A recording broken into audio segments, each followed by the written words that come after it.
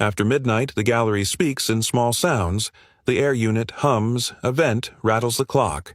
Keeps time, tick, tick, tick. David pushes the mop in slow arcs, listening for clean. Water hisses wheels, whisper rubber soles, sigh. The quiet keeps his thoughts from turning on themselves. Last room, he tells the emptiness. He likes this hour, no sales talk, no shoes stabbing the floor. Just polished paper, the ghost of cut flowers. He snaps off the lights one by one. The final click feels like a breath released. Outside, night air slides beneath his collar. On the bus, he sits over the engine and fights the wordless lullaby that visits when he's tired. His building answers with radiator hiss and a neighbor's dog tapping across linoleum. He opens his apartment to a smell he could find: blindfolded apple shampoo, warm crayon cereal cinnamon. Home.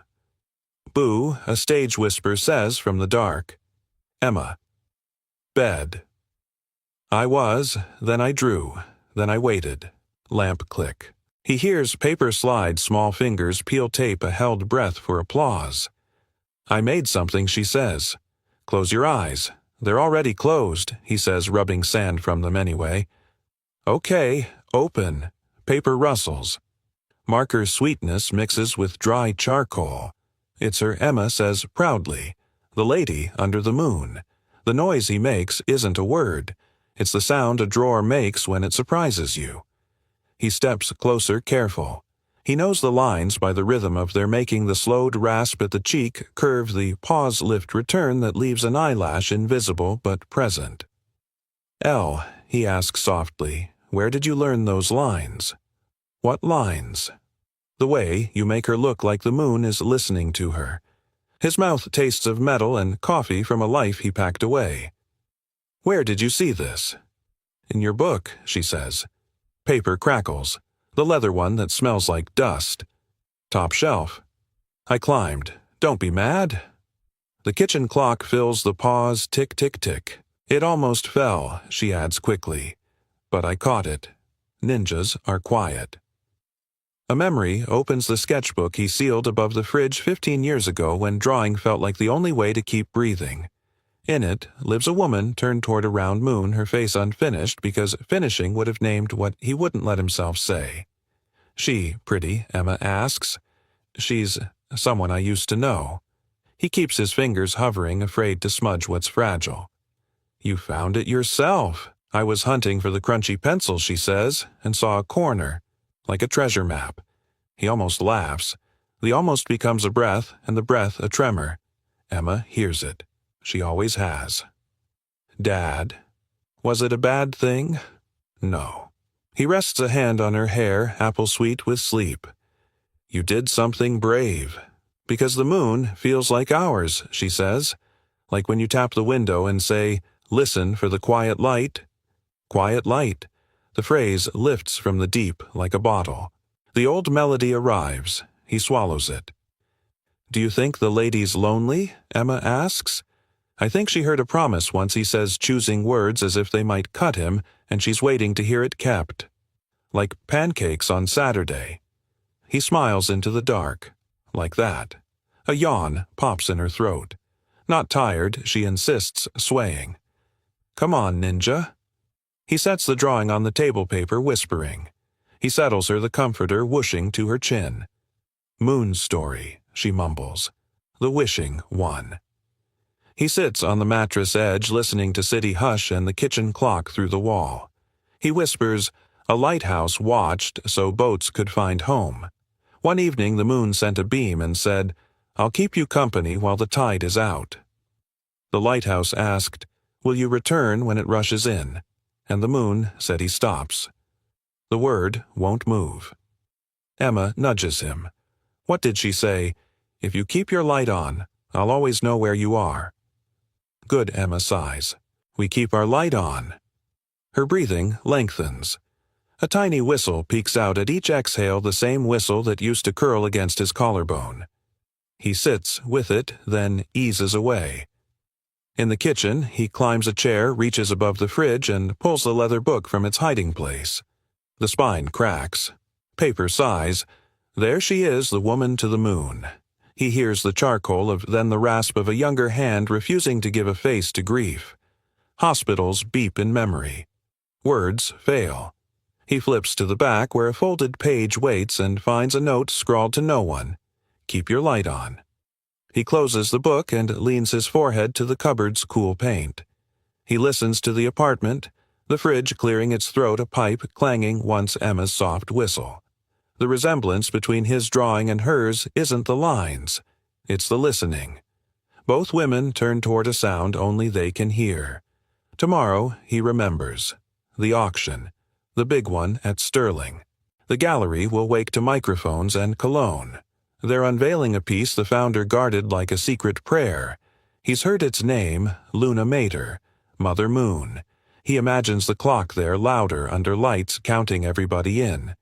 He imagines a woman whose life bent around a silence she carries like a sealed envelope. He sets Emma's drawing beside the book. His fingers hover as if blessing both. Emma, he whispers toward the bedroom, though she sleeps you painted a door. Tick, tick, tick, says the clock. I hear you, he answers, and because stories keep their own time, a thought arrives. Tomorrow, the original of Emma's picture will face the world, and a woman who once left a hospital empty-armed will step into that room. He listens to the space between ticks. It sounds like a door starting to open. The first sound Claire hears in the morning is not her alarm, but silence sharp and polished like the world holding its breath before a performance. Then comes the faint hiss of the espresso machine warming the hum of the news anchor bleeding through the penthouse kitchen. She keeps the television on low like white noise to drown the louder things inside her. Another perfect day for perfection, she murmurs. The smell of roasted beans fills the marble space, but she can't taste it. She hasn't tasted anything in years. Her assistant, Julia, speaks from the doorway, voice brisk and practiced. The car's waiting, Miss Whitmore. Press arrives at 10. You'll open with the speech, 2 minutes, no notes. Claire nods, and the painting already delivered to the Sterling Gallery.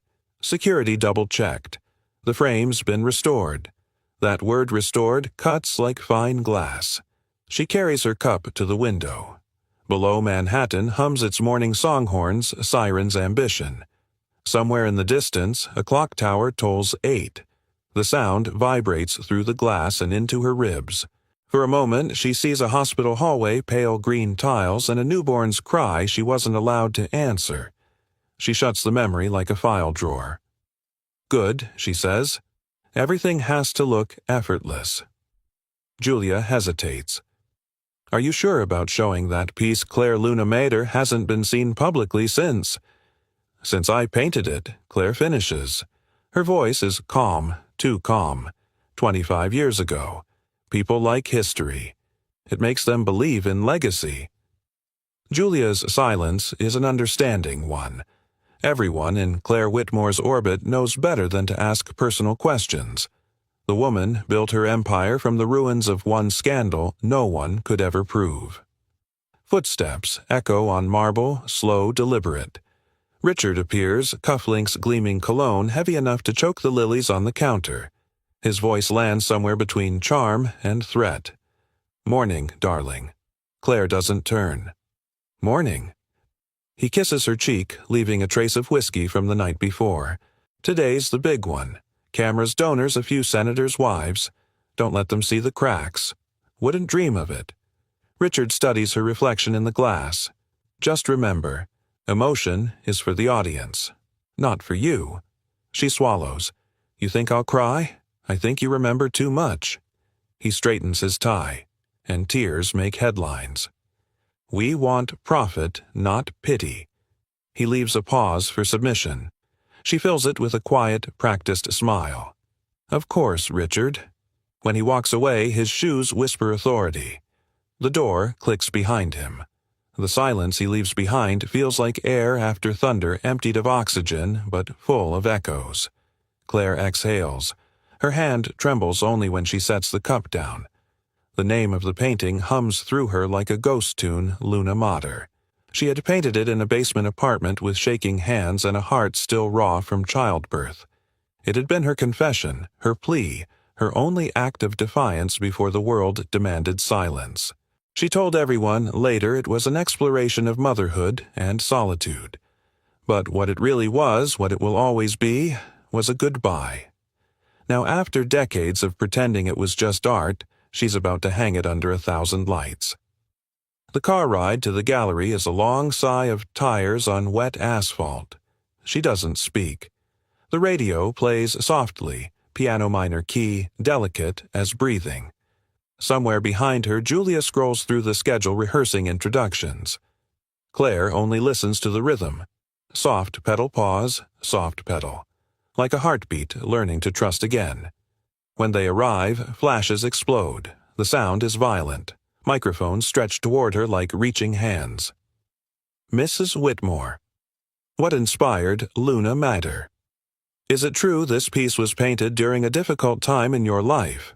Rumor says the title means Mother Moon. Does it have personal meaning? Each question is a dart she's learned to catch mid-air. She smiles. Art always has personal meaning. But today is about giving back. The proceeds go to children's hospitals across the country. Applause. Cameras click. She breathes through the noise, repeating her mantra, art, charity, legacy. Inside the gallery smells of varnish and champagne. She hears shoes on polished floors, voices rising in waves. The painting waits at the center, haloed by soft light. Even through layers of security glass, it breathes differently than the others. The moon in the frame glows with a pulse of its own. Claire stops before it. For a moment, the room narrows to that single image, a woman holding her face to a silent moon, eyes closed, arms empty. The sound in her ears shifts no longer music or chatter, but the faint echo of a baby's hiccuping cry, then quiet.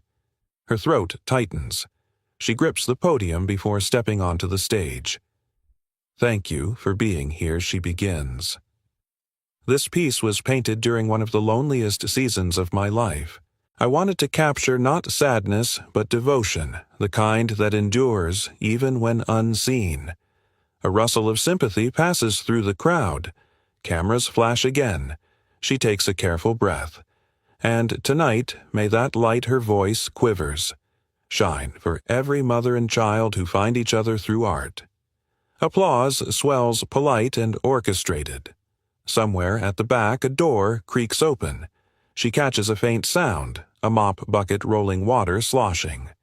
A man's voice, low and apologetic, murmurs something to a guard. Sorry, ma'am, he says, almost too soft to hear. I was told to clean the hall. She glances instinctively. A gray-haired janitor stands near the rope barrier cap pulled low. His face is half hidden, but his eyes hold a quiet recognition that shakes something loose inside her. He looks once at her, then at the painting, and freezes. She hears him whisper, My daughter painted this. Last night. The words land like a match in dry grass. Her pulse pounds in her ears. 9 years he had said, No, he said my daughter. But still the tremor climbs her spine. Something ancient, half-buried, is waking. A man in a dark suit. Richard's head of security moves toward the janitor. Sir, step away. The man lifts his hands. She's only 9. Drew it from my old sketchbook. I didn't know Richard appears before Claire can breathe. His voice low but lethal. Get him out. Richard. He's ruining the show. The guards move. The janitor tries to explain his words, tumbling. She's just a kid, please. Claire hears one sentence clearly, the one that will not leave her. She's 9 years old. 9. The number tears through 25 years of silence like a blade through silk. She feels her stomach drop, her hands go cold. The world muffles as if sound itself has stepped back to watch. She wants to speak, wants to ask his name, but the guards are already pulling him toward the exit. The bucket rattles wheels, shrieking against the marble floor. Applause resumes, forced, confused. Cameras swing back to her. Ms. Whitmore. Are you all right? Someone calls. She blinks, realizing she's still gripping the podium. Her knuckles ache. She manages a practiced smile, but her voice betrays her. Yes, she says faintly. Just the light. It's brighter than I expected. But inside, she's no longer standing in a gallery. She's back in that hospital corridor, the one where she once whispered a name she was never allowed to use. Emma. Her voice in memory raw and breaking. Her name is Emma. And now across the room a stranger has said it again through his daughter. The applause fades, but the echo doesn't. It clings to her pulse like a heartbeat out of time. 9 years old. Somewhere in the city a child with her eyes is painting under the same moon. The morning after the auction, the Sterling Gallery hums with a hangover of applause. The scent of champagne lingers in the carpet, and the echoes of laughter cling to the high ceilings. But under the polite afterglow, something cracked remains. David stands outside the glass doors, cap pulled low. He wasn't fired yet, not officially. The head custodian told him to report at 9 to finish cleanup. He'd come early anyway, hoping to slip in unseen to avoid more eyes, more questions. The security guard squints at his ID. Clark. Right. Thought you were off rotation. Yeah, David murmurs. Guess they still need floors mopped, don't they?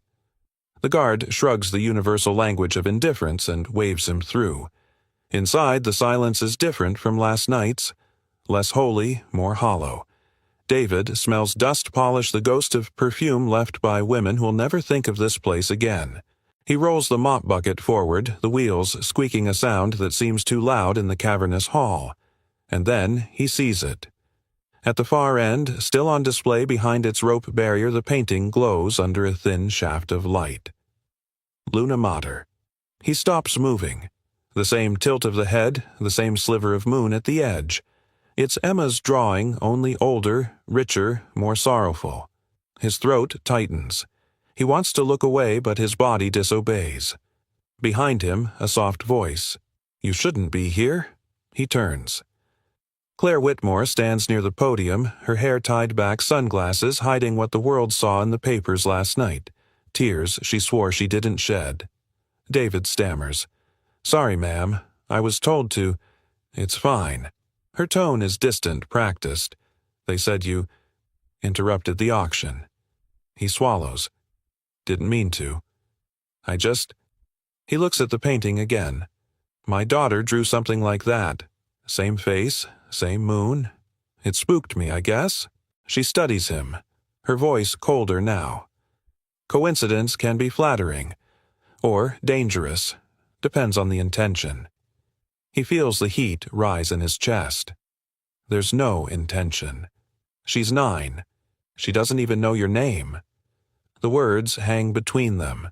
Claire flinches at the number, though she hides it quickly. I understand, she says softly. Still speaking up like that could have ruined the charity event. People paid to feel inspired, not confused. He almost laughs a dry, hollow sound. Yeah, well, people don't usually like seeing the janitor near their inspiration. She blinks, taken aback by his tone. You think I'm shallow enough to care about your job? I think everyone in this room does. He gestures around them.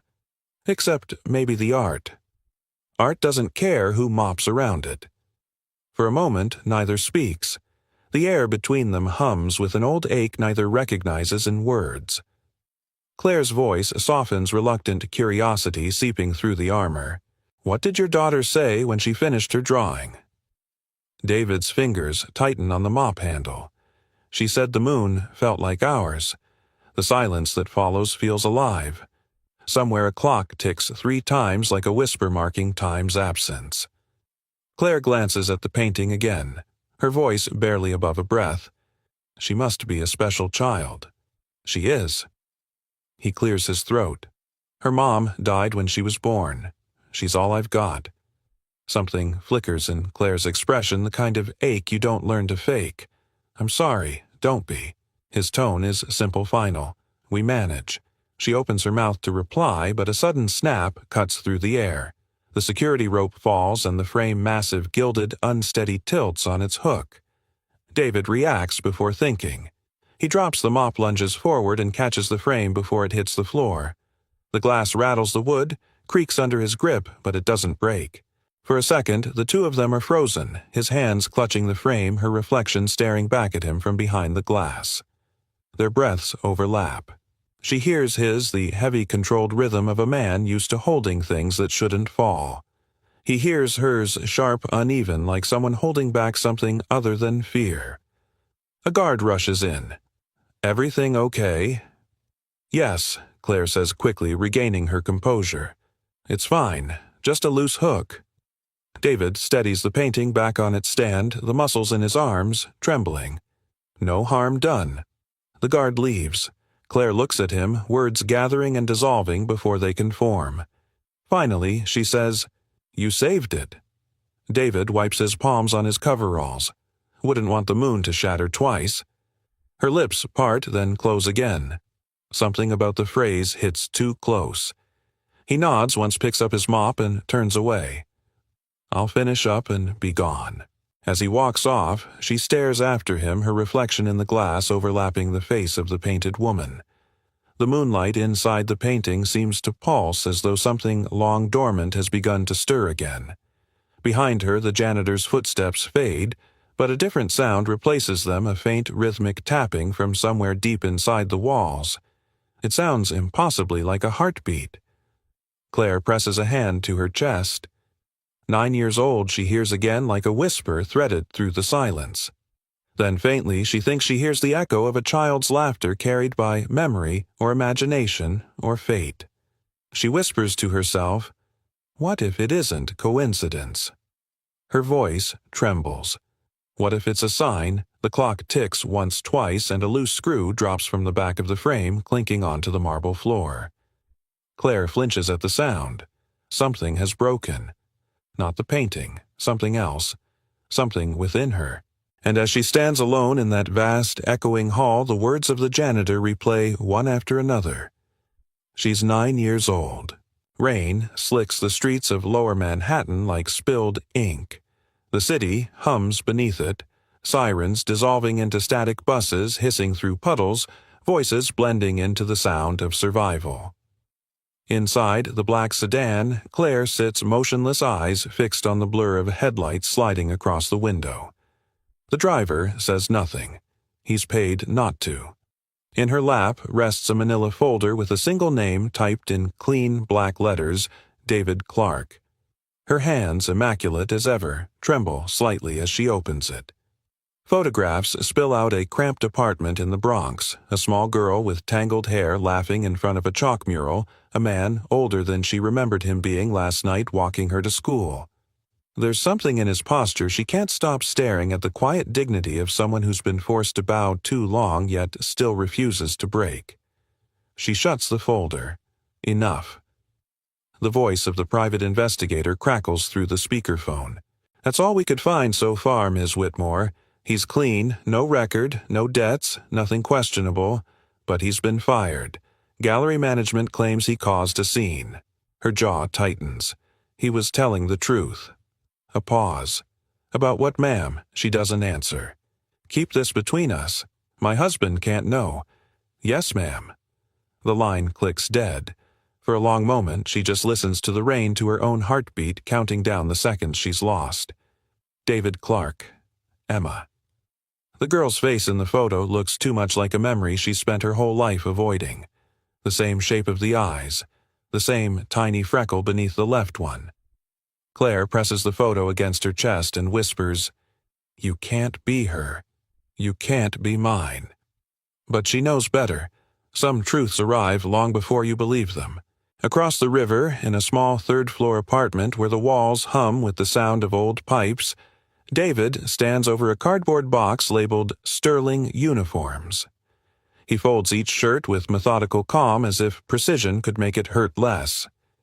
Emma's voice drifts from the table. "Daddy, you smell like rain." He glances at her, smiling faintly. That's because rain smells like work. Then it smells good. The girl is painting again, always painting. The faint scratch of her brush against the paper sounds like comfort. The room is dim, the only light a lamp with a missing shade, but David can see her focus. The tip of her tongue caught between her teeth. "What's that one?" he asks. A moon that forgot its stars, she says solemnly. He chuckles. Sounds lonely. Not if someone finds it. He pauses. And who'll do that? She looks up, eyes bright. Maybe the lady from your gallery, the one you talked to. David freezes. How do you know about her? I saw her on TV. Emma says, brushing gold paint across the page. She looked like she was listening to something no one else could hear. He opens his mouth, closes it again. Some part of him wants to tell her the truth, that he saw the same thing, but instead he says, Finish your stars, sweetheart. The moon's waiting. When she turns back to her work, he exhales slowly, the sound catching in his throat. He moves to the shelf, pulls down the old leather sketchbook, and lays it open on the counter. Each page smells faintly of turpentine and years. He runs his fingers over one unfinished portrait, half a woman's face turned toward a light source that isn't visible. You shouldn't be here either, he whispers. Not again. The apartment answers with the creak of old wood and a faraway train whistle. He shuts the book, slides it back onto the shelf, and whispers, We're fine, Em. We always are. But the words ring hollow like a prayer spoken to an empty church. That night, Claire sits in her study, the city lights casting fractured gold across the glass desk. Richard's voice echoes faintly from the next room, a business call, the same mixture of arrogance and entitlement she's learned to tune out. She opens the folder again.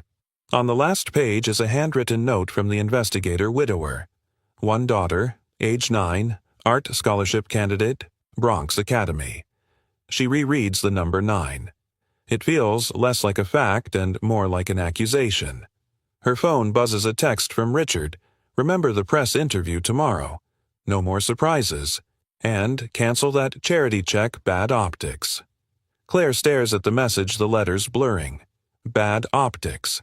Everything in his world comes down to appearance. But what if appearance is the lie that's killing her? She deletes the message and opens another app. A search bar blinks Bronx Academy of Art and Youth.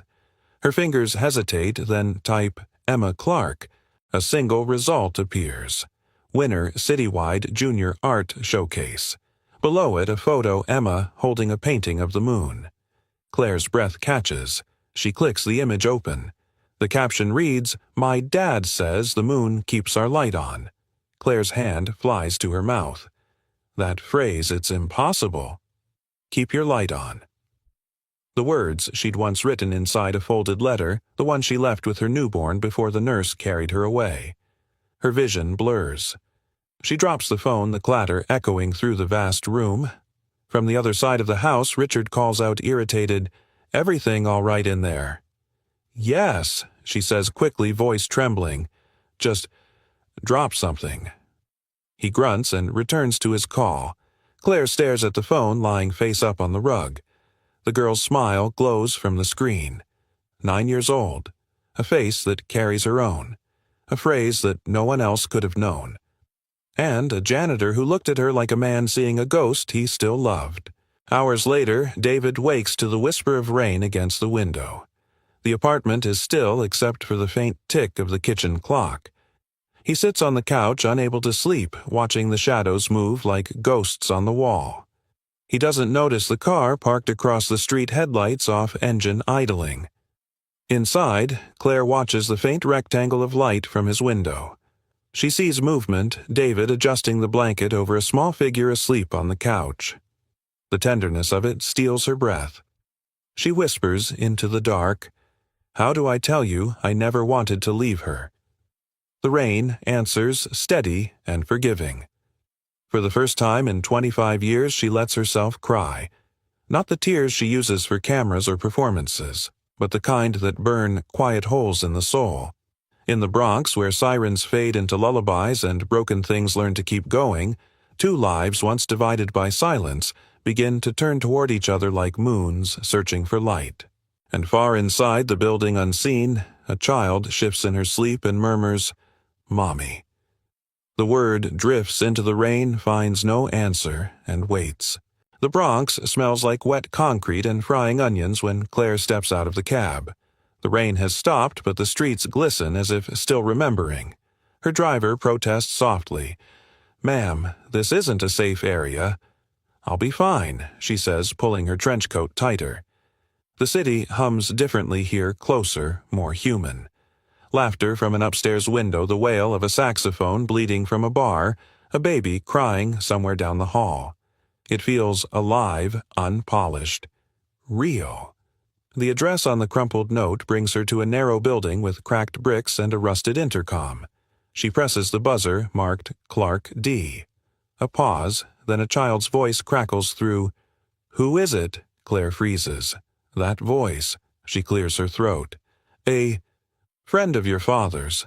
Daddy's painting," the girl says. "He can't come right now." "That's all right," Claire whispers. "I'll wait." Moments later, the door creaks open. David stands there, rag in one hand, confusion in his eyes. He looks older than the night at the gallery, tired, guarded, but still with that quiet steadiness that unsettles her. "What are you doing here?" he asks. She hesitates. "I came to apologize. For what happened at the auction." "You didn't throw me out," he says flatly. "No, but I didn't stop them either." He steps aside without speaking, and she enters. The hallway smells of detergent and oil paint. Every wall is covered with drawings, children faces, small universes of color taped like fragile prayers. Emma peeks out from behind a doorway. "Hi," she chirps. David warns gently, but the girl is already walking up, curious and fearless. Claire kneels instinctively. "You must be the artist." Emma grins. "Daddy says I get messy, but that's okay because moons don't mind fingerprints." Claire laughs softly. "I think you're right." The girl's hair smells faintly of vanilla shampoo. Claire closes her eyes a moment longer than she should. When she opens them, David is watching, arms crossed. "Emma," he says, "why don't you finish your homework?" "Okay." She runs off humming a tune that sounds eerily familiar, something Claire once hummed to herself in a hospital bed long ago. When the door clicks shut, David gestures to the worn sofa. "Sit, if you want, but I don't have anything fancy to offer." "I didn't come for fancy," she says quietly. "I came to understand." He leans against the wall. Understand. How a 9-year-old girl could reproduce a painting I made 25 years ago. His eyes narrow. "You think we copied you?" "I didn't say that. You didn't have to." His voice rises, not angry yet, but edged. "You came all the way here in your rich lady shoes because you think I used your art for money. For what fame? You think people line up to buy paintings from janitors?" "David." "No," he cuts in. "You listen. I've worked my whole damn life cleaning other people's floors so my daughter can dream past the stains. She found that sketch in one of my old notebooks. That's all." She falters. "Your notebook?" He grabs a worn leather sketchbook from the counter and tosses it on the table. The thud lands like a warning. "It's old. Pages I filled up years ago. May I go ahead?" She opens it slowly. The pages smell of graphite and years. Faces bloom from the paper, a woman under moonlight, a pair of hands holding a child's blanket, a lighthouse surrounded by waves. On several sheets the same moon returns, tilted, listening, rendered and re-rendered until the paper thins. Her breath catches. "How did this image end up in your sketchbook?" David exhales through his nose. "I copied it years ago from a torn magazine page I found in a thrift store. No title, no credit. It just wouldn't let me go." "Some paintings don't ask permission," Claire says, voice low. "They just stay." He sets the sketchbook down between them. "Emma only mimicked what she saw in my old pages. There's no grift here, no plan." A beat of silence hums with the refrigerator's soft rattle. "Then maybe it isn't theft," she says at last. "Maybe it's a thread. Whatever it is," he answers quieter now, "keep it away from Emma until we know what we're holding." The silence after that is heavy. The sound of Emma's humming filters through the door, sweet and oblivious. Finally, David sighs, shoulders sagging. "Look, I don't know what this is. Maybe the universe has a strange sense of humor, But please don't drag my daughter into your mystery. I'm not trying to, she says, though the words taste uncertain. I just need to know why she looks. She stops herself. He studies her. Looks what nothing. No, say it. Claire meets his eyes.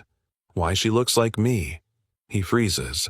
For the first time, he really looks at her, at the line of her jaw, the shape of her eyes, the faint dimple that mirrors his daughter's when she smiles. Something flickers behind his expression. Fear, disbelief, something unnamed. Before he can speak, a knock rattles the door. Hard. Sharp. David frowns. Who, another knock, louder this time. A man's voice booms through the wood. Mr. Clark, Gallery Security. We need a word. Claire's blood runs cold. Richard. She knows that tone anywhere. David opens the door a crack. 2 men in suits stand there, rein on their shoulders. Mr. Clark, one says smoothly, we were told there was stolen material in your possession. Stolen, David repeats. The man's gaze slides past him, lands on Claire. His eyes flicker with recognition. He touches his earpiece. Ma'am, Mr. Whitmore sends his regards. Claire's stomach drops. Richard sent you. Of course, the man replies. He takes care of what belongs to him. David's voice hardens. You should leave.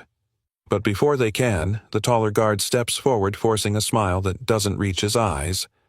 We will, once we confirm the lady's safe. Claire grabs her bag. I'm fine, she says quickly. They're leaving. The men exchange a glance, then step back reluctantly. The door closes, the lock clicking like a gun being cocked. David exhales. Friends of yours? Not anymore, she says. He studies her suspicion, softening into something else. Worry, maybe. What are you mixed up in? Claire. Her answer comes out a whisper. My past. He doesn't push. Instead, he picks up the sketchbook again and sets it gently on the table between them. Whatever it is, keep it away from Emma. Claire nods, eyes glistening. I will. But as she leaves the apartment and steps into the rain, her mind refuses to quiet. She clutches the photo of Emma she'd taken from the folder earlier. Her voice trembles against the wind. You don't know me yet, David. But you know her. Upstairs unseen, Emma presses her face to the window, watching the strange woman disappear into the fog. Daddy, she whispers, the moon lady came to see us. Morning breaks gray over the Bronx, the kind of light that hides more than it reveals. David stands at the stove, frying eggs that hiss like soft applause. Emma sits at the table, coloring quietly, her brushstrokes slow and careful. Sunny side up, she says. Always, he answers, sliding the spatula under the egg. The smell of butter fills the small kitchen, mingling with the faint sound of traffic and someone's radio 2 floors below. But David's eyes are heavy. He hasn't slept since last night, since Claire Whitmore stood in his living room with rain on her coat and ghosts in her eyes. The knock at the door startles him. 3 short raps, uncertain. He sighs. Probably Mrs. Alvarez again. She always forgets her keys.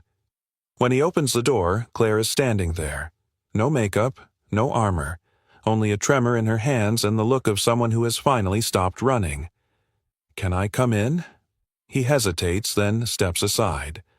Emma's face lights up.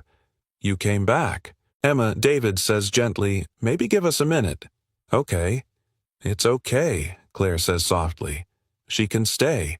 Emma beams, holding up her latest drawing. It's you and Daddy and the moon. See, you're smiling this time. Claire's breath catches. It's beautiful. David clears his throat. Coffee, please. He pours it into a chipped mug, the same one he's used since college. Claire holds it like something sacred. The silence between them stretches, filled only by the scrape of Emma's crayons and the ticking of the wall clock. Finally, Claire sets the mug down. I didn't tell you the truth yesterday. David leans against the counter. Figured as much. I didn't come to accuse you, she says. I came because I needed to know if she stops. If what I felt at the gallery was real. What did you feel recognition?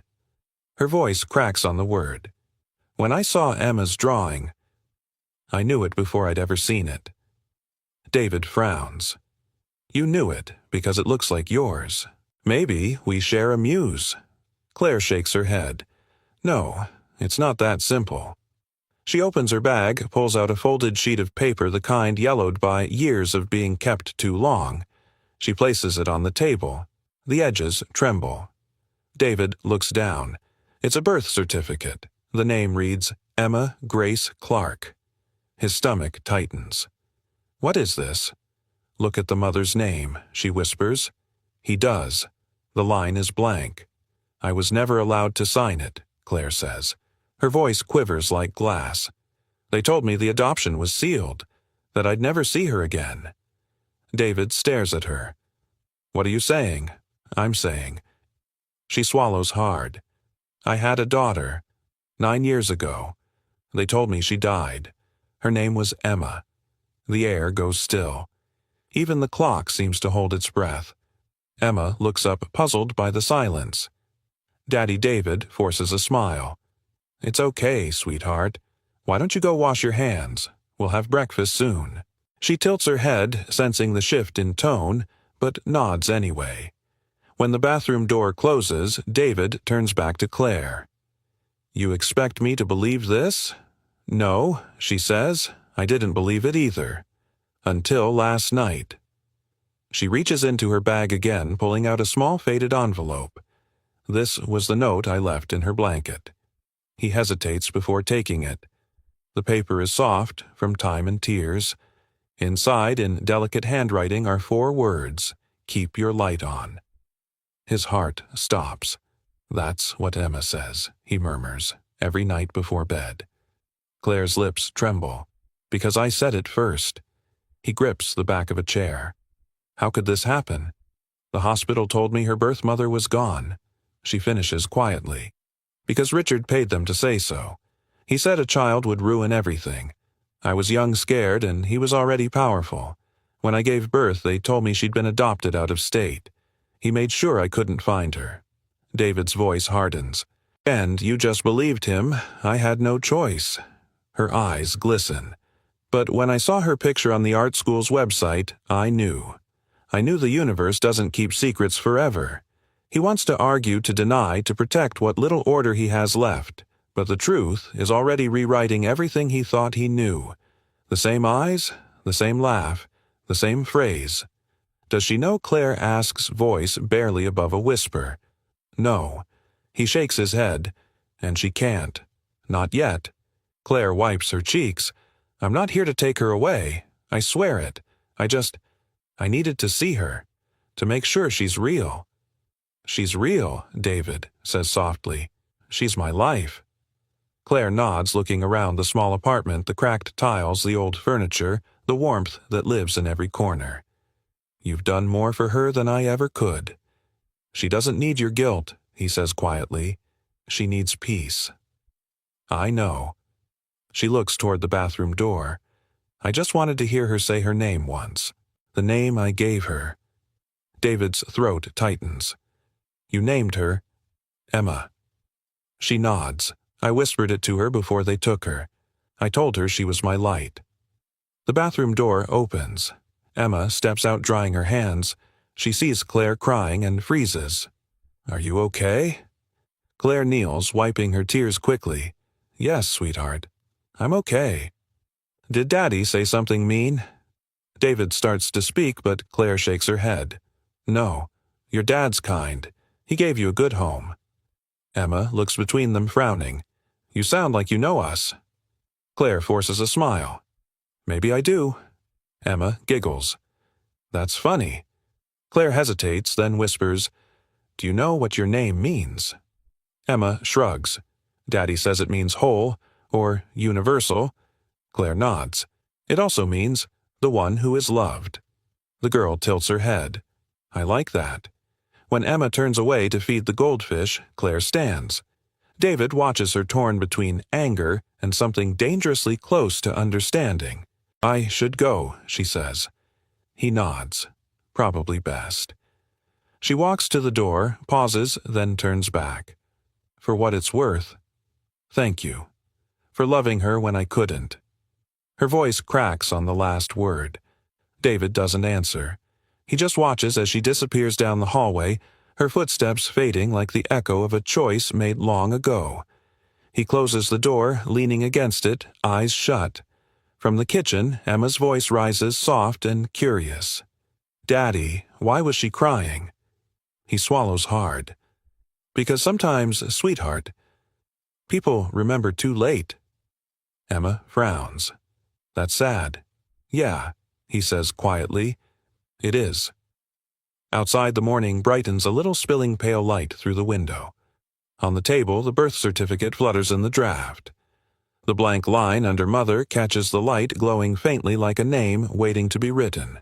Night drips slow over the Bronx, heavy with thunder that never quite arrives. The kind of weather that makes windows rattle and memories stir. David sits alone at the kitchen table, staring at the unpaid bills spread like confessions across the wood. The room hums with the quiet rhythm of Emma's soft breathing from the bedroom. He hears every tick of the clock, every sigh of the pipes. The silence is the same kind that haunted him years ago when he first brought a baby home, with no one to help, no one to ask how a janitor planned to raise a miracle. Then comes the knock. 3 deliberate raps. Not a neighbor, not good news. He opens the door a few inches. 2 men in tailored suits stand under the flickering hallway bulb. The taller one smiles with teeth too white for this building. "Mr. Clark, we were told this was your residence." David's body tenses. "Who's asking?" The man hands him a sleek envelope embossed with gold letters, Whitmore Industries. "Mr. Whitmore sends his regards," he says smoothly. "He understands you've recently spoken with his wife." David's grip tightens on the door. You can tell Mr. Whitmore his wife can speak to whoever she damn well wants. The man's smile doesn't fade. He opens the envelope, sliding out a check. The number stares back 6 zeros, trailing a 5. David feels the floor shift. $5 million, the man says. "For your cooperation. You'll take your daughter and leave the state. Start over. Fresh air, new schools. No questions asked." David laughs, once harsh and short. "You think you can buy me?" "No, sir," the man says. "We're buying silence." He places the check on the table by the door. "You've got 24 hours before we assume you're not interested." After that, life gets complicated. The men turn and leave their shoes tapping away down the corridor like a metronome counting down his piece. David shuts the door and locks it twice. For a moment he just stands there staring at the rectangle of paper gleaming under the kitchen light. The ink looks wet alive. He can almost hear it whisper, freedom, security, escape. He sinks into a chair. The check flutters between his fingers. 5 million. The number is obscene, impossible. It could buy Emma a life without fear, without cold mornings and second-hand clothes. It could buy him time, real time, to paint again. But it would also mean disappearing, leaving behind everything that's real, including the woman who, against every law of reason, had just turned his life inside out. The floor creaks behind him. "Daddy." He looks up. Emma's hair sticks out like a halo, her pajamas wrinkled. "Why are you sitting in the dark?" He forces a smile. "Just thinking, honey." She pads closer, rubbing her eyes. "About Mommy." The question slices clean through him. "Yeah," he says quietly. "Something like that." Emma climbs into his lap, warm and light as breath. "Don't be sad, Daddy. You have me." He kisses the top of her head. "I know, kiddo. I know." She looks at the check. "What's that?" "Just paper," he says quickly, folding it in half. "Nothing important." "Looks shiny," she says, yawning. He chuckles softly. "Shiny doesn't mean good." Like glitter on the floor, she murmurs, already half asleep. He carries her back to bed, tucking the blanket around her shoulders. The faint sound of rain taps the window again. He stands there for a long time, watching her sleep, listening to the fragile rhythm that means everything to him. Back in the kitchen, the check waits like temptation itself. He stares at it until dawn turns the sky gray-blue. Then with a steady hand, he slips it into an envelope and seals it shut. Across town, Claire sits at her vanity sleepless. Richard's reflection looms in the mirror behind her shirt, pressed eyes cold. He buttons his cufflinks like a man tightening armor. "I met with the lawyer," he says. "Our reputation's secure again. That man won't bother you anymore." Claire doesn't turn. "You sent people to his home." "I sent help," he corrects. "Generous help. Do you think I'd risk everything for some janitor's fairy tale?" She meets his gaze in the mirror. He's not lying. "You don't know that." "I feel it." Richard's laugh is quiet cruel. Feelings aren't facts. Money is. And thanks to me, he'll disappear quietly like all inconvenient ghosts. Her voice is sharp now. "You're talking about a child, Richard. A little girl." "Your mistake," he hisses, stepping closer. "Don't forget who cleaned up your past. You like your empire, your charity, your fame. All of that exists because I buried your scandal." Claire stands slowly, fury shaking her voice. "You buried my daughter." For a second, his mask slips. "Be careful, Claire. Don't make me regret letting you keep your name." She looks him dead in the eyes. "I already do." When he leaves the room, the air smells of cologne and something rotting underneath. Claire's hand shakes as she picks up her phone. She dials a number she memorized the night before. David answers on the second ring. "Yeah, it's me," she says. "I figured." His tone is tired. "Your husband sent me a check." Her stomach sinks. How much enough to buy silence in bulk? "I'm sorry," she whispers. "He thinks control is love. It's not." David laughs bitterly. "No, it's business. I didn't know he'd do that. Didn't you?" The pause that follows is long, ragged. Then she says softly, "What are you going to do?" He looks at the sealed envelope on the table. His fingers twitch toward it. "I don't know yet. Whatever you choose," she says, voice trembling, "just don't let him win. Hard to win when the game's rigged. Then change the rules." He exhales. "You sound like an artist." "I used to be," she murmurs. "Maybe you still are." The line hums with silence, thick and alive. Somewhere outside, thunder finally breaks, rolling deep through the city. "Claire," he says quietly, "if anything happens to us, if he tries again, I'll stop him," she interrupts. "I promise." "You can't promise that." "I can promise I'll try." The storm cracks again, lightning flaring against his window. For a heartbeat, the check gleams white-hot in the dim light like temptation waiting for a signature. David stares at it a long time, then whispers, "I just want my daughter safe." "You're not alone," Claire says. Her voice is steady now, almost fierce. "Not anymore." When the call ends, he takes the envelope, walks to the sink, and strikes a match. The flame trembles, dances, devours. Paper curls. Ink melts. By the time the fire dies, all that's left is ash and a man who has chosen love over survival, even if it costs him everything. He whispers to the empty room, "We keep our light on." Outside, thunder fades into the distance. Cut to the Whitmore penthouse.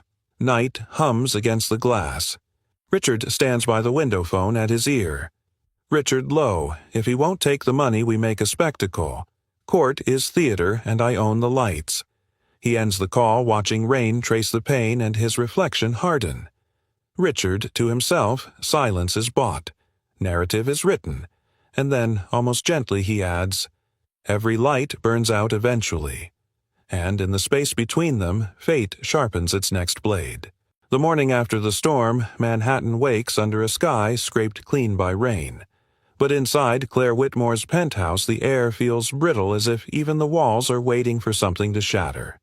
She stands in the center of her art studio, a space she hasn't used in years. The tarps are stiff with dust. The easels lean like tired soldiers. A single canvas waits on the stand, blank and unforgiving. Her hands tremble as she dips a brush into paint.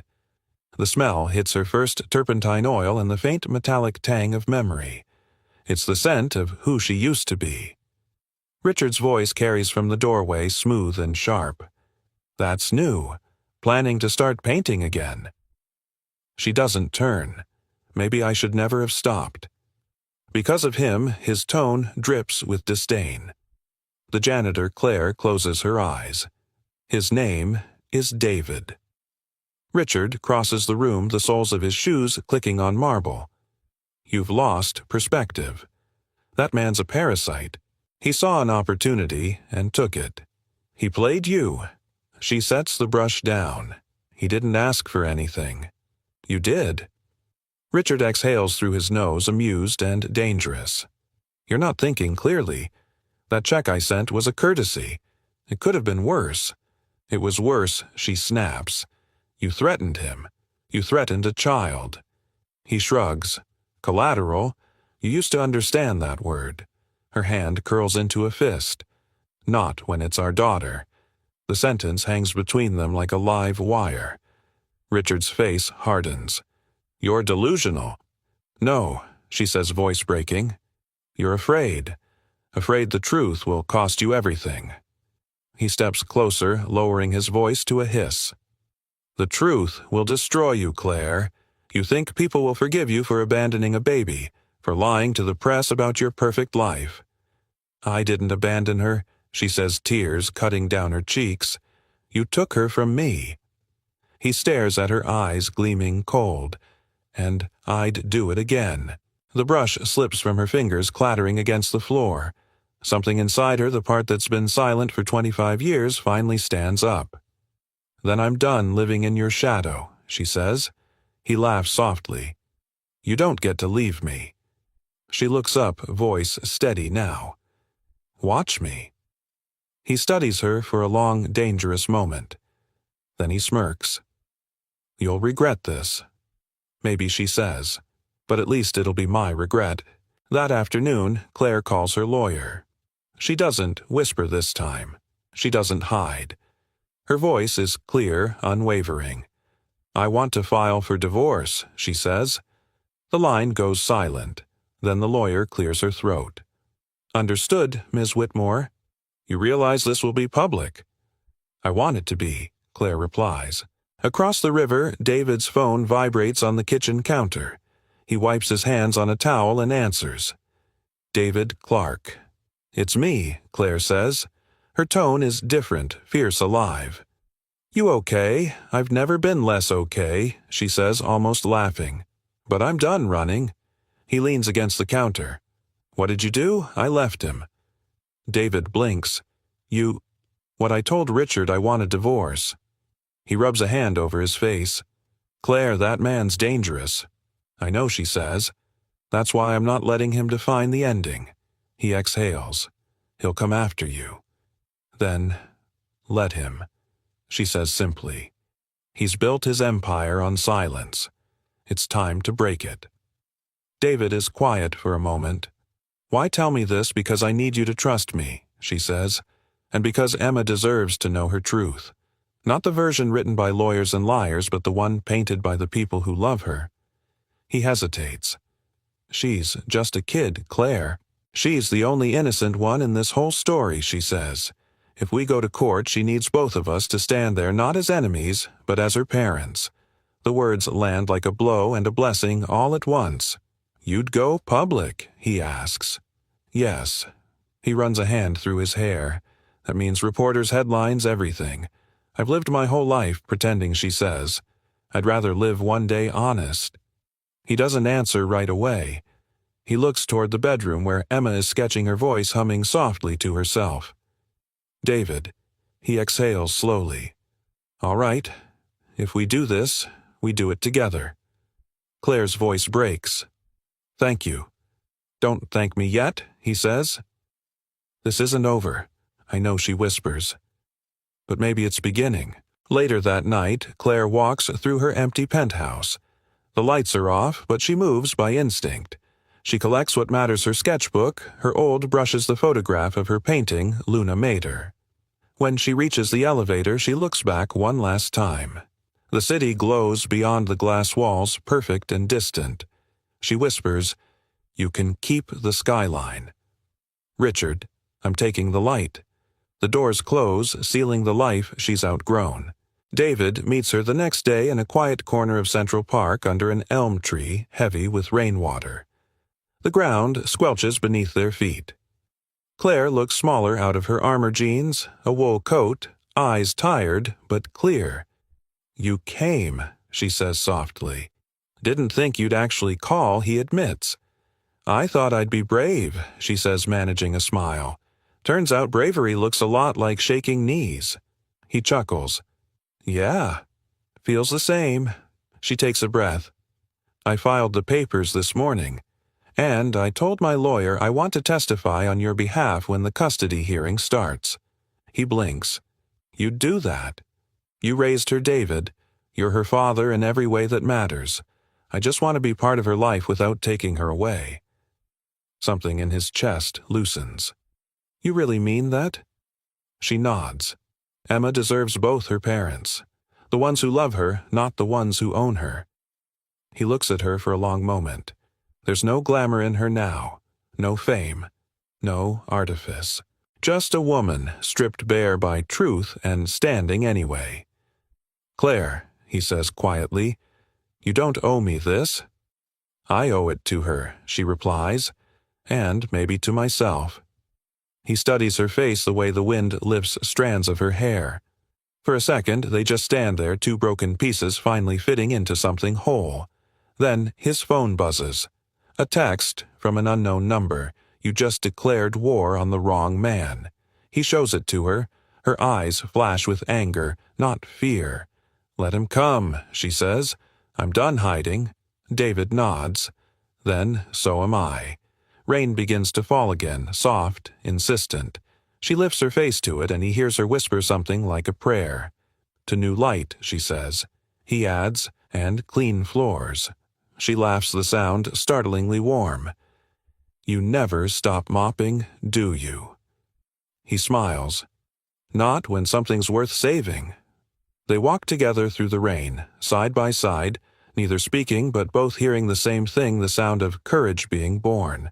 And somewhere back in the Bronx, in a room filled with sketches of moons and mothers, a little girl paints in silence, her brushstrokes calm and sure. When Emma finishes, she looks up at her drawing and whispers, The moon's not lonely anymore. The courthouse smells of paper and rain. Reporters crowd the marble steps, their cameras clicking like insects. Inside, the air feels heavy, anticipation, fear, and coffee gone cold. David adjusts his tie, one that doesn't quite fit. It's borrowed from his neighbor, and he can feel the scratch of the fabric against his neck. Across the hallway, Claire stands with her attorney face, calm eyes, rimmed red, but determined. He catches her gaze for a moment. There's no more pretending now. No money, no pretense, no barrier of class. Just two parents walking willingly into the storm. Before they enter, Richard's lawyer leans toward him, voice rough as sandpaper. Attorney Low Press is lined up, sir. Let the cameras roll first, control the story, then crush them. Richard, coldly, narrative is control. The bailiff's voice cuts through the tension. Case number 38221, Whitmore versus Clark. Custody hearing in session. The words sound like a verdict before it's even begun. Inside the courtroom, fluorescent lights buzz softly. The judge, an older woman with kind eyes and a voice that brooks no nonsense, glances through her notes. Let's begin. Richard sits at the plaintiff's table, immaculate as ever. His lawyer, the same man with the gravel voice, stands to speak. Your Honor. He begins, his tone slick and self-assured. My client welcomes this hearing. Transparency serves both the child and the public. Facts over rumor. The world deserves the truth. David stiffens. A performance, he thinks. Your Honor. The lawyer continues, my client's wife has been manipulated by this man, David Clark. He's unemployed, financially unstable, and unfit to care for a child. We are seeking an emergency custody order to place the girl under Mrs. Whitmore's care, where she can have a future. Claire flinches but says nothing. David's attorney, a young public defender who looks terrified, rises. Your Honor. Mr. Clark has raised his daughter alone since birth. He's provided her a safe, loving home despite hardship. There's no evidence of neglect, no reason to remove her from his care. The judge nods slowly. Proceed. When David takes the stand, the microphone crackles with his breath. His hands twist in his lap. Mr. Clark, the opposing lawyer, begins smoothly. You're currently unemployed. Yes. Fired from your last job for unprofessional conduct. David stiffens. For speaking the truth. The lawyer smiles thinly. So, a pattern of defiance. Tell me, how do you intend to support a child without stable income? David opens his mouth, then closes it. His lawyer whispers, Answer honestly. He exhales. I'll find a way. I always have. The lawyer pounces. I'll find a way? Isn't a plan, Mr. Clark. Children need more than good intentions. David meets his gaze voice steady. They also need love. That's free. A murmur ripples through the room. The lawyer shifts, irritated. No further questions. Claire watches him step down his shoulders, heavy but unbroken. When the judge calls her name, she rises, smoothing invisible wrinkles from her skirt. Mrs. Whitmore, the lawyer says, you are a woman of considerable means. Surely you can provide a better environment for the child. Claire's voice is soft but unshaken. Money doesn't raise children. People do. Still, wouldn't it be best for her to grow up with opportunity? She already has opportunity, Claire replies, because she has love. She has David. Gasps flicker through the crowd. Richard shifts in his seat, jaw tightening. The lawyer presses on. Are you saying you believe Mr. Clark should retain custody? Claire nods. Yes. The lawyer blinks, thrown off script. Mrs. Whitmore, you filed this petition. Are you withdrawing your claim? She takes a deep breath. I am. The judge leans forward. Please clarify. Claire turns to face the courtroom. I was the one who painted Luna Mater. I was also the one who gave birth to a little girl I was told I'd lost. That girl is Emma. I am her biological mother. Gasps echo across the room. The judge's pen freezes. But Claire continues, her voice breaking. The person who raised her, who taught her kindness and courage, is sitting right there. David Clark is her father. I'm not here to take Emma away. I'm here to tell the truth. Richard surges to his feet. Claire, sit down. She doesn't. No, Richard. I've been sitting down for 25 years while you told me what to say, what to feel, who to be. Not anymore. Do you have any idea what you're doing? He hisses. You're destroying us. No, she says softly. You destroyed us the day you made me choose between my heart and your reputation. The judge raps her gavel. Order. But the room is alive now, reporters scribbling, whispers rising like wind. Richard's lawyer tries to recover. Your Honor. This woman is clearly unstable. Claire cuts him off. Unstable because I'm telling the truth. Then yes, I'm unstable. But at least I'm not heartless. Her gaze shifts to David. For a moment, everything else falls away. He rises slowly, his voice thick. Your Honor. She's right. Emma doesn't need two people fighting to own her. She needs two people who love her enough to stop. The judge studies them both, then sets her pen down. I've seen many cases where the law tries to solve what the heart has already decided. This is one of them. She looks at Richard. Mr. Whitmore. I find no grounds for your claim. The child will remain under Mr. Clark's custody. Mrs. Whitmore is granted joint visitation and parental involvement as deemed appropriate. Richard starts to speak, but the judge's gavel falls again. Enough. Case closed. Outside, the courthouse steps explode with noise, questions, flashbulbs, chaos. But in the center of it, David and Claire stand side by side, silent. She turns to him. I didn't know what the judge would decide. He smiles faintly. I did. How? Because Emma told me, he says. She said light always finds its way home. A tear slips down her cheek. She's right. At that moment, Emma bursts through the doors, led by a court aide. She runs straight into David's arms, laughing through tears. We won. Daddy, he hugs her tight. We didn't win, sweetheart. We just kept our light on. Claire kneels beside them, hesitant. Emma turns eyes bright. You came. I wouldn't miss it for the world, Claire whispers. The girl throws her arms around her. You smell like paint. Claire laughs softly.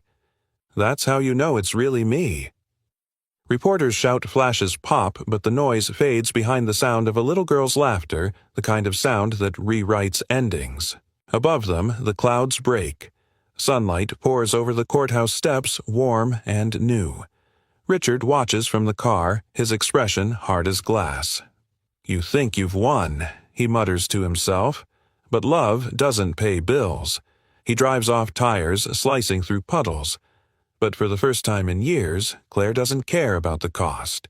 She only feels the weight lifting from her chest. David reaches out, brushing her sleeve.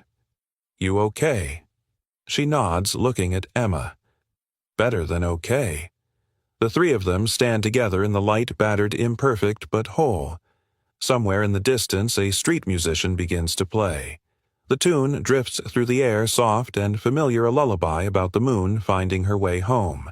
And for the first time, it sounds like peace. Morning breaks over the city like forgiveness, soft, unhurried, golden. The courthouse storm has passed, and for the first time in months, David wakes without the weight of dread pressing on his chest. The apartment feels different. Quiet, yes, but not empty. There's laughter somewhere in it, faint and real. Emma's laughter. He follows the sound to the small kitchen. Claire sits cross-legged on the floor beside Emma, painting on scrap paper, both of them wearing his old T-shirts for aprons. There's a streak of blue on Claire's cheek, and Emma giggles every time she adds another accidental smear. Morning. Dad, Emma calls. We're painting courage. Courage, he says, leaning on the doorway. Claire looks up, smiling. Apparently, courage is purple. Emma nods solemnly, and it sparkles. David chuckles. I'll take your word for it. He walks to the counter, pours himself a cup of coffee, and for a moment just watches them, two lives he thought he'd never see in the same room. It feels fragile, miraculous, like sunlight after too long underground. When he looks out the window, he notices the sky clearing. The Bronx never looked so gentle. Even the rooftops seem to breathe. By noon, they stand before the shuttered storefront on the corner of Arthur Avenue. The faded sign reads vacancy. David unlocks the door, dust swirling in thin golden beams. Welcome to Moonlight Mothers, Claire says softly. Emma gasps. That's the name. Claire nods. I filed the paperwork this morning. David looks around the empty space, the cracked tile, the echoing walls, the promise hiding beneath the dust. We're really doing this. We are, she says, a free art studio for kids in the neighborhood. Painting, sculpture, storytelling, somewhere they can learn that light can come from anywhere. He raises an eyebrow. And who's funding this masterpiece? Claire grins. I sold one of my paintings yesterday. He frowns. Which one, Luna Mater? He blinks. You sold the moon. She laughs. For a good price. The buyer said he saw hope in it. Maybe he saw himself, David says. Maybe she replies, meeting his eyes. But it doesn't belong to me anymore. That story's finished. This one's beginning. David soffed a wry smile. I burned his money. You funded this with your art. His deal wanted us gone. Your painting invites everyone in. Claire quietly, then let this place be the answer money couldn't buy. He nods slowly, feeling the truth of it settle deep inside him. They start cleaning together. The sound of brooms, the soft thud of boxes, Emma humming while she sketches a sign for the front window. The rhythm feels sacred work, as prayer, laughter, as healing. By late afternoon, sunlight spills through the glass, painting the floor in gold. Claire leans against the counter, wiping sweat from her brow. I forgot how good it feels to build something real. David hands her a bottle of water. You didn't forget. You just needed a reason. She studies him for a moment. You've always been good at finding reasons.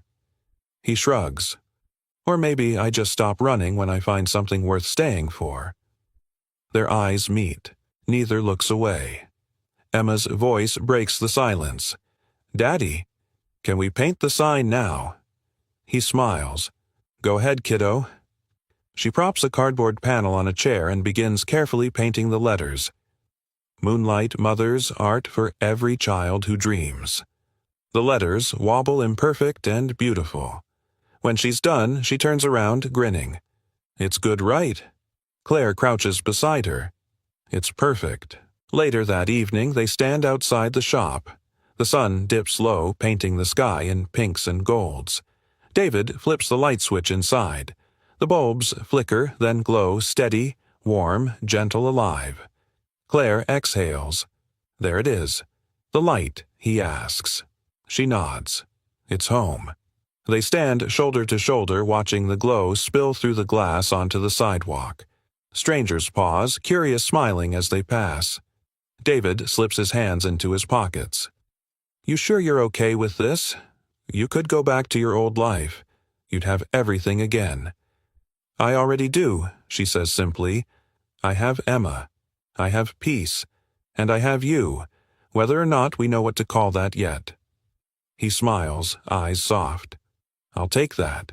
A week later, the studio opens its doors for the first time. The line of children spills out onto the sidewalk, laughter bouncing off the buildings.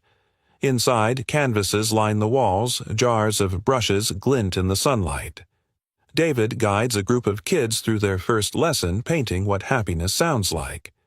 He listens to their answers, rain, laughter, footsteps, heartbeats, and realizes that's exactly what he's been painting all along. Claire walks among the children, tying aprons, offering gentle advice. Every so often she glances toward the corner where Emma sits at her own easel, tongue between her teeth, utterly focused. When the class ends, Claire finds David by the window. He's watching the sky again. It's funny, he says. For years I thought the moon was something far away. Now I think it's just a reflection of whoever's willing to shine. Claire smiles. Then you've been the moon all along. He chuckles. You're the first person to call me radiant. I said reflective. She teases, laughing. He laughs too, and for the first time it doesn't sound tired.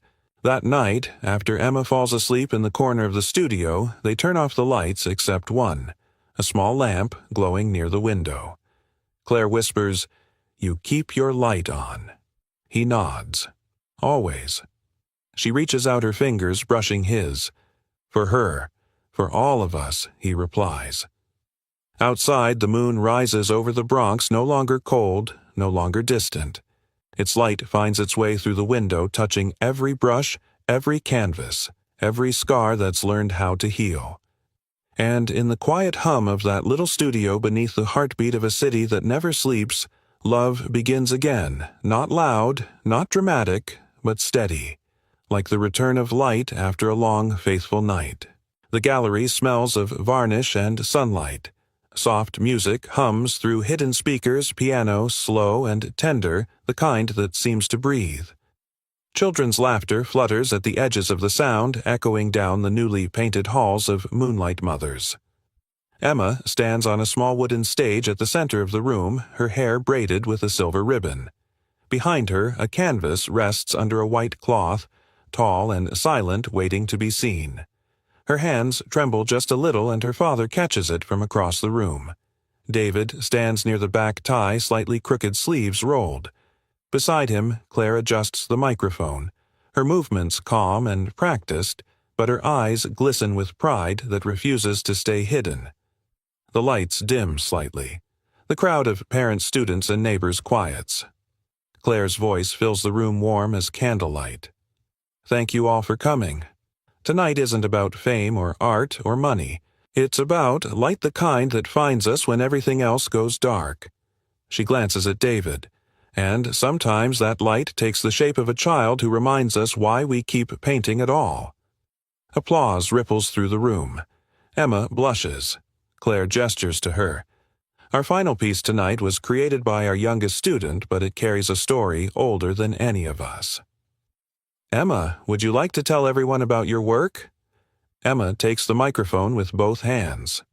The sound of her breath fills the speakers. She looks nervous at first, but then she catches sight of her father smiling softly, nodding once. That's enough. My painting's called Moonlight Together, she says, voice clear but delicate. When I started it, I wanted to draw the moon again like before. But Daddy said maybe I could draw something new this time, something about now. She takes a deep breath and pulls the cloth away. The canvas beneath shimmers with silver and gold. 3 figures stand beneath a vast moon, their faces turned toward its light. A woman's hand rests on a little girl's shoulder. The man beside them holds a lantern. The brushwork glows with something between dream and memory. The crowd sighs. Someone claps softly. Emma continues. People ask me who taught me how to paint. I always said, my dad. But I think now it was both my parents. My dad showed me how to see the world with kindness. My mom showed me how to see it with courage. She pauses, voice trembling. Maybe. They both painted me in their own way. Claire presses a hand to her mouth, tears spilling freely now. David's throat tightens. He remembers the nights of silence, the years of struggle, the single promise that had carried him through every shadow, keep your light on. Emma looks out at the crowd again, her gaze steady. I think art is just love you can see. The room erupts in applause, but David doesn't hear it. His ears ring with something deeper, the echo of her words, the sound of a future finally finding its shape. After the ceremony, the crowd thins and the last of the laughter fades into evening. The gallery is quiet again, washed in silver light from the tall windows. Claire stands beside the painting fingertips, brushing the canvas. She's extraordinary. David nods. She is. You know, Claire says softly, there was a time I thought I'd lost everything. But somehow losing it was how I found both of you. He smiles, tired but content. Life's funny that way. She turns toward him, eyes shining. Do you ever think about what would have happened if we hadn't met again? Sometimes, he admits. Then I remember it wouldn't matter. The moon would have found a way to pull the tide back home. Claire laughs softly, shaking her head. You and your metaphors. They work, he says. She looks at him, and the silence between them fills with things they don't need to say. Gratitude, forgiveness, the kind of love that doesn't demand, only understands. They both look back at Emma now, fast asleep on a bench, her head resting on her sketchbook. Claire whispers, She's dreaming. Good David says, She's earned it. Outside, the city glows. A bus rumbles past, a saxophone wails from a corner somewhere, and above it all, the moon hangs large and bright, watching over them like a silent witness. Claire reaches for David's hand. Do you think she'll remember any of this when she's older? He squeezes gently. Maybe not every detail, but she'll remember how it felt. That's what stays. They stand there together, hand in hand, surrounded by the hum of life and the whisper of paint drying on fresh walls. After a long moment, Claire leans her head against his shoulder. Thank you, she says quietly. For what? For keeping the light on. He smiles, eyes glinting. You helped me find the switch. She laughs through her tears. We're really doing this, aren't we? We already are. The clock on the wall ticks softly. Somewhere. Emma murmurs in her sleep. Claire looks at the painting one last time. The moon, the 3 figures, the lantern glowing between them. I used to think healing meant going back, she says. Now, I think it means beginning again. David nods. Together. The light in the studio flickers once, then steadies, warm, constant, faithful. And, outside, the moon lifts higher over the Bronx, its glow spilling across rooftops, alleyways, and artless walls. It touches every broken thing, turning cracks into lines of silver, every wound into proof that light can still return. The music swells again, piano and breath, and the sound of a child's laughter echoing faintly in the distance. A voice, gentle, timeless, seems to speak through the silence. We don't choose the families we're born into. But sometimes love chooses us again, and teaches us how to begin. The light lingers on the painting, on the faces within it, and on the real one standing beneath it. 3 souls bound by lost forgiveness, and something brighter than either of them dared to hope. Outside, a single phrase drifts up through the open window. David's whisper to the sleeping world, "Keep your light on." And this time, the whole city seems to answer back. Sometimes healing doesn't come as a miracle. It comes as a whisper. A hand held out in the dark, a small light that refuses to die.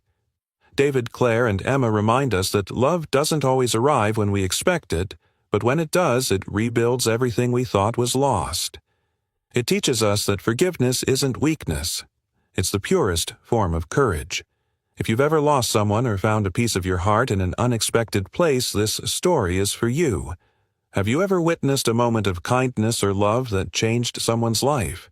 Share your story in the comments, because your voice might be the light someone else needs tonight. And, before you go, tell us where you're watching from. We love hearing from every corner of the world.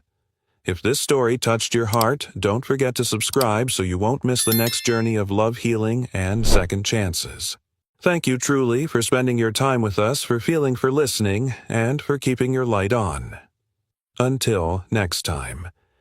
This is your storyteller wishing you peace, forgiveness, and a heart that always finds its way home.